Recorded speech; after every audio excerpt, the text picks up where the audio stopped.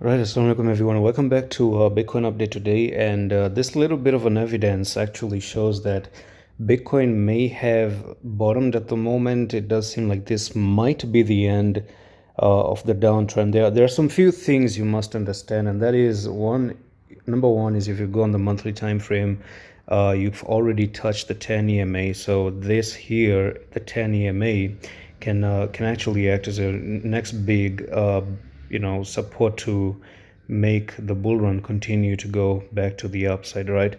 The second thing, the biggest evidence for this stopping of the downtrend is the following: that now that you are down at the moment, it does look like there is a pattern on the candles, not a pattern, but the candlestick reading says that you do have one red, two, three red. You have one doji in the middle and you have one green candle right next to it.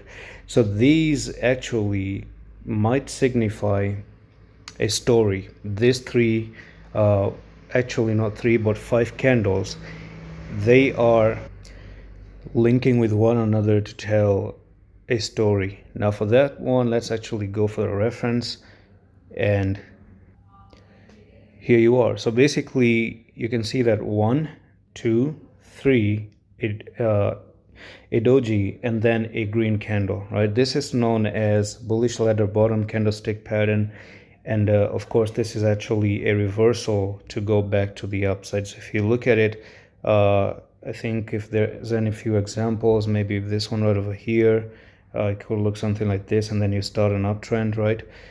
You can actually, there's so many examples. You can always watch these things back to back again. So I'm just trying to see if there's any good example, maybe this one right here, and you can see what happens, right? So what happens here, and then you start to go back to the upside one more time. Now, of course, you can learn even furthermore. I think the best one is this one at the moment: red candles, doji, green, and then you start to push and you go to the upside.